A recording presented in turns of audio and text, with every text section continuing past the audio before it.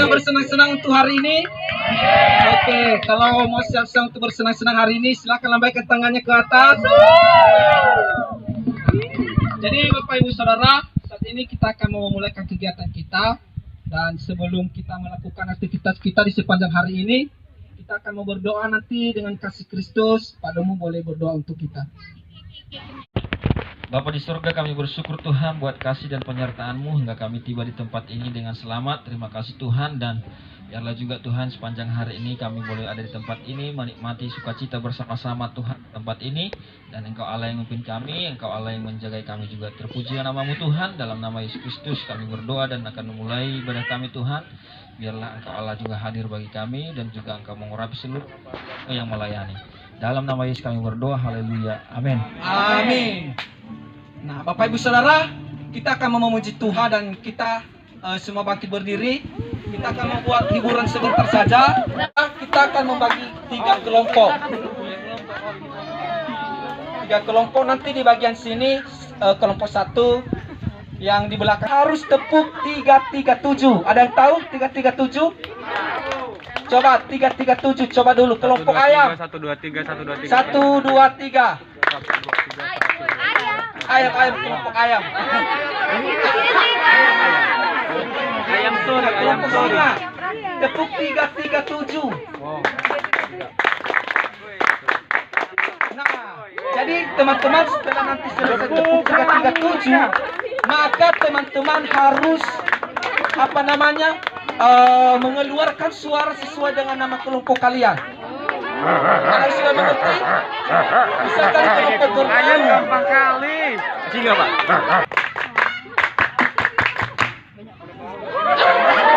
Suaranya suara kelompoknya. Oke, sekali lagi. Kelompok ayam. Ayam dari tadi, singa kapan? Jadi teman-teman semuanya sesuai dengan kelompok harus kompak sesuai dengan tema kita hari ini, kerjasama. Jadi harus kompak sesuai dengan kelompoknya. Mau suara betina apa jantan ayamnya? Berikan kesempatan buat kelompok-kelompok tentu saja mana bunyinya biar sama-sama, biar bareng-bareng, biar seru. Kelompok kerbau.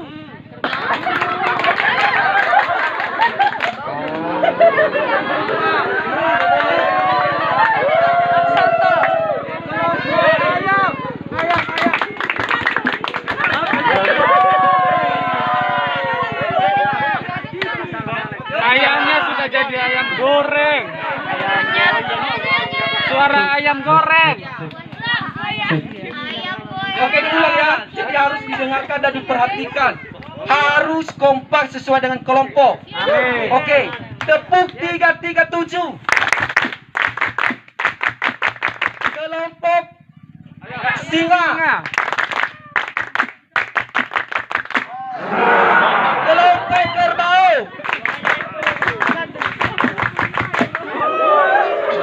Kelompok singa. Kelompok ayam.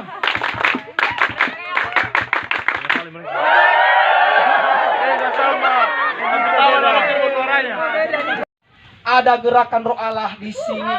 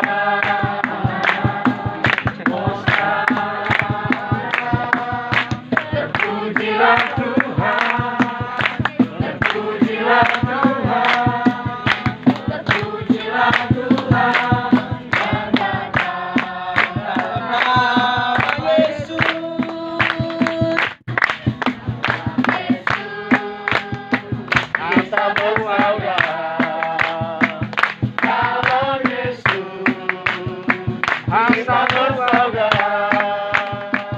Dalam Yesus kita bersaudara, sekarang dan selamanya. Dalam Yesus kita bersaudara. Kita datang di hadapan Tuhan.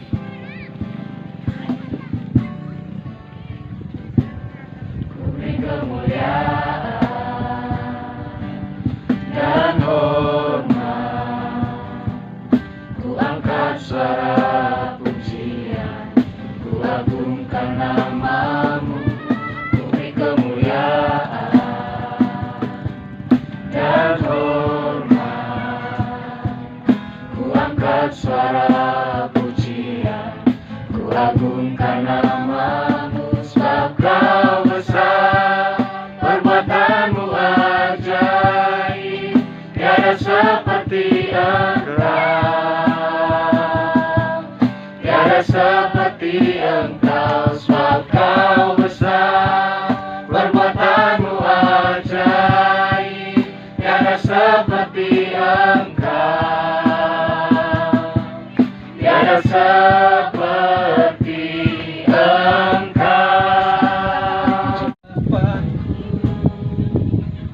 Di dalammu hanya Kau Yesus Tuhanku. Ku percaya, ku aman dalam-Mu.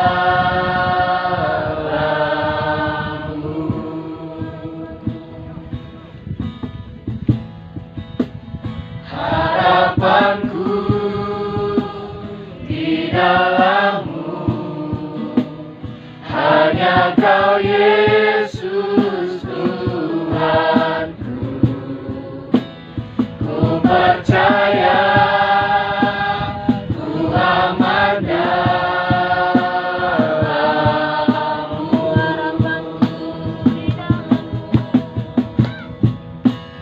Harapanku di dalam-Mu, hanya Kau Yesus Tuhanku. Ku percaya, ku aman dalam-Mu.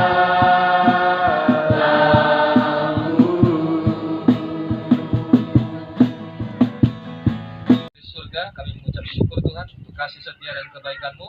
Saat ini kami bersama-sama untuk merenungkan firman-Mu. Berkati kami ya Tuhan, dalam nama Yesus kami berdoa mengucap syukur. Haleluya. Amin. Sebelum duduk saudara, kelompok ayam tadi 1, 2, 3. Kurang 1, 2, 3.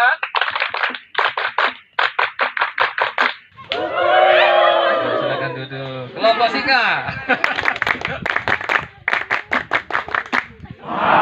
Iya, silakan duduk. Kelompok kerbau.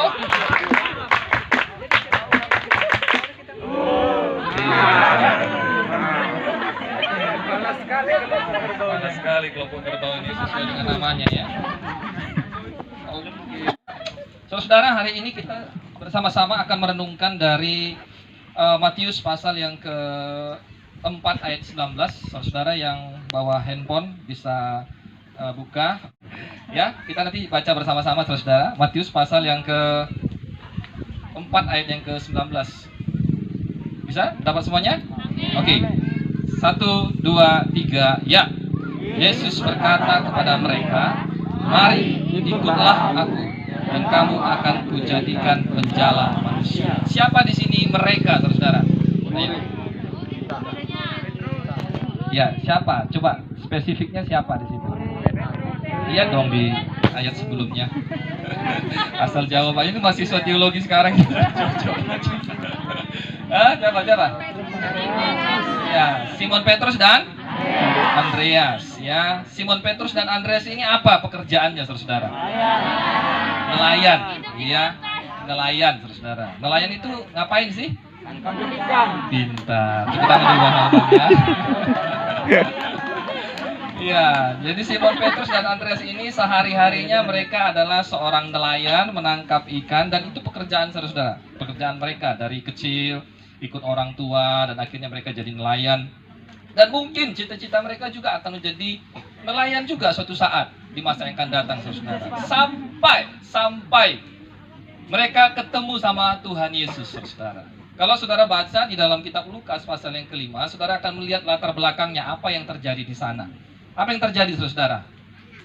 Simon dan juga Andreas, mereka mencari ikan tetapi tidak mendapatkan apa-apa pada hari itu, saudara. Nggak tahu apakah waktu itu tidak sedang musim ikan atau apa, saya tidak tahu. Tetapi yang jelas mereka balik dengan sedikit kecewa dan tidak mendapatkan apa-apa. Lalu Yesus datang dan Yesus berkhotbah di situ, dan Yesus menyuruh mereka, Petrus dan Andreas, ayo pergi tangkap ikan lagi. Lalu mereka mungkin, apa ini guru ini ya? Saya nggak tahu kenapa kok akhirnya mereka mau mengikuti kata Yesus, dan akhirnya mereka pergi, saudara, dan kembali dengan ikan yang sangat banyak, saudara. Lalu Yesus berkata kepada mereka, mari ikutlah aku, dan kamu akan kujadikan penjala manusia. Akhirnya mereka menyerahkan hidup mereka dan ikut, saudara. Nah, ayat ini saya dapatkan pada waktu saya berangkat sekolah Alkitab. Saya ketemu dengan satu pendeta, waktu itu saya naik kapal laut, saudara, dari Medan menuju Malang, naik kapal laut. Lalu ada pendeta yang datang, kami datang ke kamarnya dan kami minta didoakan. Lalu pendeta ini kasih ayat ini dan dia memberikan ayat ini, dan sampai sekarang saya ingat, saudara, ini satu ayat yang sangat berkesan kepada saya. Ada 4 kata yang menarik di sini, 4 kata. Kata yang pertama, mari. Kata yang kedua, ikutlah aku. Kata yang ketiga, kamu akan kujadikan. Dan kata yang keempat, penjala manusia. Nah, kata mari, saudara. Mari ini bicara mengenai panggilan, ya, panggilan. Nah, kalau Petrus sama Andreas dipanggil pada waktu mereka sedang bekerja, pada waktu mereka mencari ikan dan tidak mendapatkan apa-apa, dan terjadi satu mujizat yang luar biasa di situ, yakni mereka mendapatkan ikan yang banyak. Itu suatu peristiwa mujizat yang besar, saudara. Mereka terkagum dan akhirnya orang ini bukan orang biasa dan kami mau ikut dia. Seperti itu. Lalu kalau kita belajar dan melihat panggilan-panggilan di dalam Alkitab, saudara, ada banyak. Paulus, kapan dia dipanggil, saudara? Iya, pada saat dia pergi ke Damsyik, saudara. Ngapain dia? Mau dia menganiaya orang-orang percaya, ya. Lalu dia bertemu dengan Tuhan, lalu akhirnya dia bertobat dan dia mendapatkan satu panggilan untuk menjangkau orang-orang non-Yahudi, saudara. Lalu siapa lagi? Abraham, ya. Nehemia adalah seorang apa? Juru minum raja. Dia dipanggil untuk membangun tembok apa? Yerusalem, saudara. Ya, kira-kira kayak Santo lah gitu ya. Santo ini kan dulu juru minum ya, waktu di Kalimantan Barat. Galon man kan? Jualan apa ya? Sanford ya waktu itu ya. Sanford. Saya waktu kemarin cerita Santo cerita kepada saya, dia ngomong gitu, waktu saya jualan Sanford, tiba-tiba saya mendengar suara gitu. Santo. Dapat panggilan, akhirnya mengikuti Tuhan. Ya, Daud pada waktu ngapain? Pada waktu mengembalakan domba, saudara. Dipanggil sama abangnya, itu ada datang pendeta Samuel ke rumah. Imam Samuel datang ke rumah dan mengurapi dia jadi raja, saudara. Betul ya? Kayak Ari ya. Ari kan gembala juga ya. Mana Ari? Ari. Gembala apa dulu, Ri? Kerbau ya? Bukan, gembala kuda. Beda tipis lah ya. Beti ya. Nah, cara Tuhan memanggil itu beda-beda, saudara. Setiap kita punya panggilan yang unik-unik. Dan panggilan itu kadang-kadang kita masih ragu dengan panggilan itu. Ada yang masih ragu dengan panggilannya? Siapa di sini yang masih ragu bahwa dia dipanggil Tuhan? Coba angkat tangannya. Enggak, gini, saya minta dulu Bapak Ibu dosen, khususnya Bu Sarah, untuk tutup mata. Saya mau saudara jujur ya. Siapa yang masih ragu kalau saudara-saudara ini dipanggil Tuhan? Coba angkat tangannya, jujur aja saudara. Ya, ada Marlen di sana. Oh enggak ya? Ya. Enggak apa-apa saudara, enggak apa-apa ya. Jujur saja, kadang-kadang kita ini tiba kepada satu yang namanya keraguan. Makanya dalam meresponi panggilan itu, saudara, kita perlu yang namanya iman, percaya. Sama kayak Abraham, waktu dia dipanggil Tuhan, dia disuruh pergi ke satu tempat yang dia tidak tahu di mana, dan dia menerima sebuah janji, tetapi nggak tahu kapan itu janji itu digenapi, tetapi dia menjalani panggilan itu dengan iman, saudara. Percaya bahwa dia percaya kepada siapa yang memanggil dia, dan dengan cara apapun, nggak masalah. Cara orang dipanggil itu beda-beda, seperti yang saya bilang tadi. Petrus dipanggil dengan cara yang beda, Paulus dipanggil dengan cara yang beda, Nehemia dipanggil dengan cara yang beda, Daud dipanggil dengan cara yang berbeda, Abraham dipanggil dengan cara yang berbeda, dan banyak tokoh-tokoh di dalam Alkitab dipanggil dengan cara-cara yang berbeda-beda. Tetap bukan soal ketika kita dipanggil dengan cara yang spektakuler seperti Paulus, baru itu panggilan Tuhan. Ya. Atau mimpi, Yusuf dipanggil ketika dia bermimpi, saudara. Kayak Rahel, ya. Rahel sering bermimpi, ada karunia mimpi ya. Ya. Ya. Ada banyak cara Tuhan memanggil kita, tapi yang jelas Tuhan memanggil kita. Seperti Daud, pendeta Samuel datang ke rumah dia lalu mengurapi dia. Dan itu bukan sesuatu yang spektakuler, saudara. Biasa-biasa saja, normal-normal saja. Tetapi di dalam perjalanan kehidupannya, dia bisa beriman dan percaya bahwa Tuhan betul-betul memanggil dia. Jadi percayalah, Tuhan memanggil engkau. Bilang kanan kiri, kamu yang ragu-ragu percaya. Ragu-ragu tuh Tarisawi mana? Lah, Tarisawi mana? Ragu-ragu. Lah, ibu. Yang kedua, saudara, yang kedua. Oh, apa gini? Lalu tuh mengebeli Yes. Ikutlah aku, follow me, ikutlah aku, saudara. Ya, ikutlah aku. Kalau bicara mengenai ikutlah aku, ikutlah Yesus, berarti ada sesuatu yang ditinggalkan, betul ya? Ada sesuatu yang ditinggalkan. Nah, saya mau tanya, Petrus dan Andreas, pertama-tama yang dia tinggalkan pada saat itu apanya, saudara? Jalannya, perahunya, atau pekerjaannya, saudara. Dia meninggalkan pekerjaannya, saudara. Atau bisa kita bilang dia meninggalkan cita-citanya. Tadi saya tanya di mobil, Bu Jen, dulu cita-citanya jadi apa? Jadi guru, ya. Lalu ada yang bilang, aku mau jadi nelayan, ya, seperti Domingus, ya.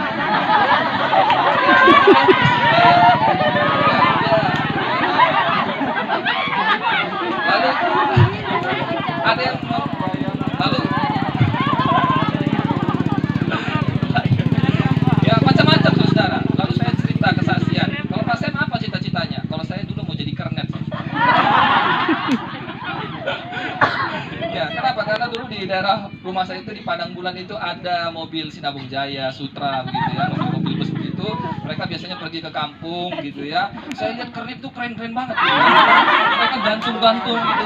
Kepecah gitu. Gantung-gantung gitu ya, satu kaki, dua kaki, naik ke atas, turun ke bawah. Wih, ini aku suatu saat aku akan jadi kernet. Puji Tuhan, Tuhan nggak dengar doa saya. Ya macam-macam, ada yang mau jadi polisi tadi, Febo mau jadi polisi.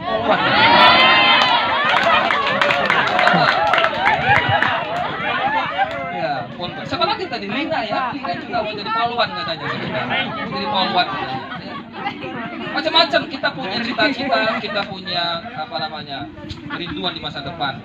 Tetapi di sini dibutuhkan yang namanya pengorbanan, bayar harga. Kadang-kadang kita meninggalkan cita-cita kita, ya. Atau juga pacar, saudara. Ya. Saya ingat Kesia dulu ada pengorbanan yang luar biasa. Waktu dia datang, dia punya pacar di Jakarta. Lama 4 bulan, 5 bulan, makin lama. Akhirnya berapa bulan, Ke? 6 bulan ya. Dia harus melepaskan. Dan dia berkorban, saudara. Ara juga ya, Ara ini dia sering melepaskan dia. Ya, pengorbanan, saudara ya. Bicara mengenai keluarga saudara tinggalkan jauh kampung di sana, seperti kampung Febo katanya. Dia waktu kami masuk tadi ke sini kan, kayak gini lah kampungku, Pak.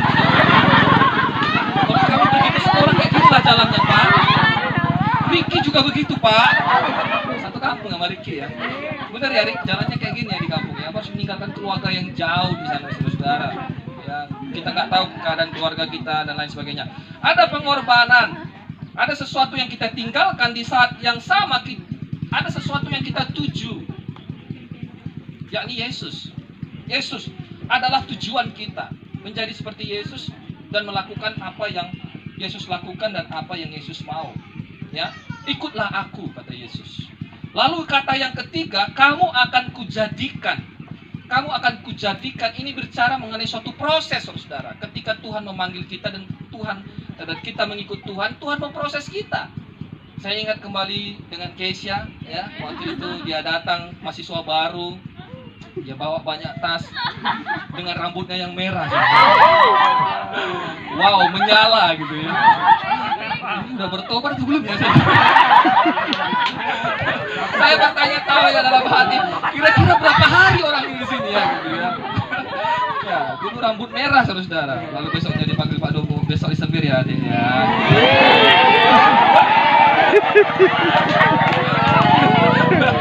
Akhirnya rambutnya berubah jadi hitam ya. Tuhan proses Keisha, ya, Tuhan proses Keisha akhirnya menjadi lebih baik dan lebih baik, saudara, ya. Waktu Tuhan memproses kita, apa yang Tuhan proses ya? Keahlian kita dalam melayani, pengetahuan kita dalam teologi dan lain sebagainya. Tuhan proses kita menjadikan kita menjadi semakin serupa dengan gambarannya, saudara. Padri, ya, siapa dulu Padri ini? Pokoknya yang datang-datang itu 2 minggu, semua lah kayak baru keluar dari penjara. Ya, tapi waktu keluar dari IBC ya, wah, mereka ganteng-ganteng dan luar biasa. Kamu akan kujadikan di proses ini yang mau keluar sebentar lagi. Dan yang terakhir adalah menjadi penjala manusia. Ini Tuhan Yesus humor juga ya. Gimana ya cara menjala manusia ya? Ya, ini bicara mengenai misi yang mulia, panggilan yang mulia. Saudara tahu semua panggilan itu, saudara. Tetapi yang jelas, waktu Tuhan memanggil saudara, itu adalah satu panggilan yang mulia. Ya, panggilan yang mulia, saudara. Dan ingat bahwa waktu kita meresponi atau mengikuti panggilan itu, kita sedang melakukan apa yang Tuhan rencanakan dalam hidup kita. Amin. Saudara, yakin, percaya, miliki iman, kuat di dalam proses. Ada satu kata ketekunan di dalam bahasa Yunaninya itu adalah hupomone. Hupomone itu adalah panjang sabar, saudara. Tahan, kuat. Tadi waktu naik mobil, saudara, saya sama Bu Iva dari Barcelona sampai ke mana M2, ya, mobil itu masih enak bawanya, gitu ya. Masih ringan lah gitu. Lalu waktu masuk Febo, Ujen, Minggu, saya turun, saudara, saya cek ban.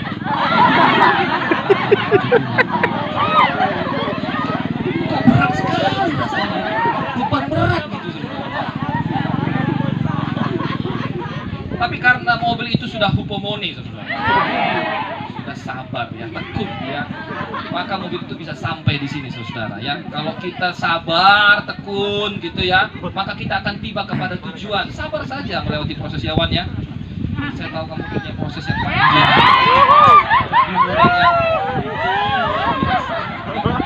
Yakin ya, yakin bahwa kamu akan tiba kepada satu. Vinicius juga ya. Bergumul banget ya.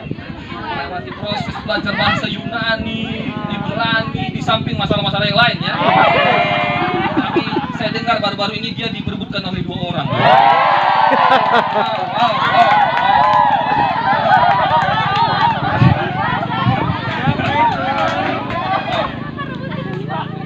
Iya, saya tanya sama dia, gimana kamu?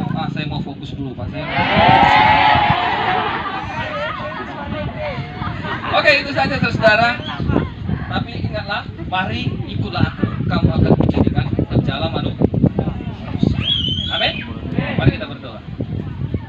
Bapa di surga, terima kasih Tuhan untuk kasih-Mu yang besar dalam kehidupan kami. Kami sudah mendengarkan firman-Mu, biarlah firman-Mu itu berbicara kepada setiap kami ya Tuhan, bahwa kami adalah orang-orang yang dipanggil Tuhan untuk mengikut Engkau dan melakukan misi-Mu di dalam kehidupan kami. Terima kasih Tuhan, kami mengucap syukur di dalam nama Tuhan Yesus Kristus kami berdoa. Amin.